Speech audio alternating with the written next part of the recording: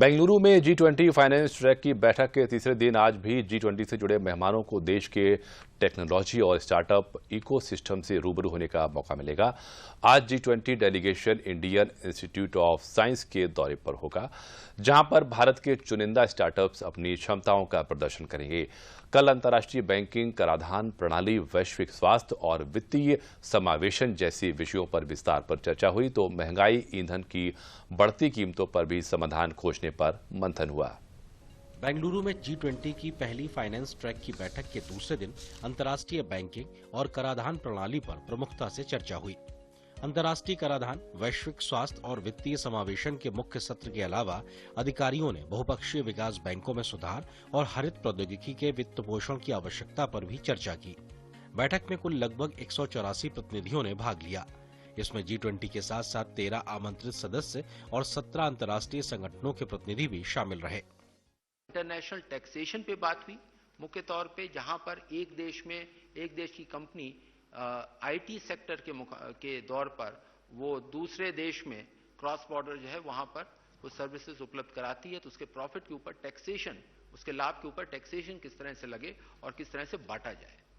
साथ ही साथ इस बात पे भी चर्चा हुई और कि जो अभी महामारी अभी तक हमारे साथ थी और उसके हम अंतिम चरणों में हैं, कुछ देशों में अभी भी उसकी समस्याएं चल रही हैं, पेंडेमिक के कोविड के बारे में, तो आगे इस तरह की समस्या ना आए उसके लिए क्या तैयारी करनी है।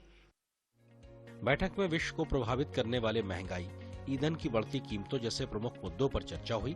इसके अलावा बैठक में आगे की प्राथमिकताओं पर भी सहमति बनी। सबसे ज्यादा समस्या है महंगाई की और इंटरेस्ट रेट मॉनेटरी पॉलिसी में सब लोग बढ़ा रहे हैं, उसका क्या परिणाम पड़ रहा है।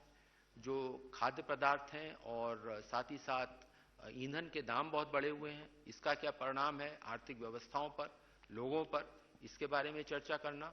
और इसी के साथ साथ किस तरह से एक नीतियों का परस्पर विभिन्न देशों की जो नीतियां हैं उसके बारे में कोऑर्डिनेशन करके इसका प्रभाव कैसे कम किया जा सकता है, जो विपरीत प्रभाव है उसे कैसे कम किया जा सकता है, इस पर चर्चा हुई और इसकी प्राथमिकताओं पर एक सहमति बनी। ये भारत के लिए वित्तीय समावेशन, प्रौद्योगिकी परिवर्तन, डिजिटल भुगतान और डिजिटल सार्वजनिक वस्तुओं की सफलता की गाथा को दुनिया के सामने पेश करने का बेहतरीन अवसर है।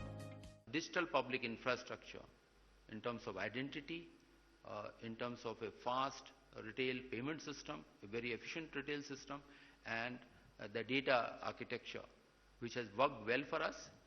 Some other countries have also done so, and if you were to say that we adopted a biometric based Aadhaar, but also came out with an open source, which was curated in IIITB here in Bengaluru, the MOSHIP, and several countries have adopted that.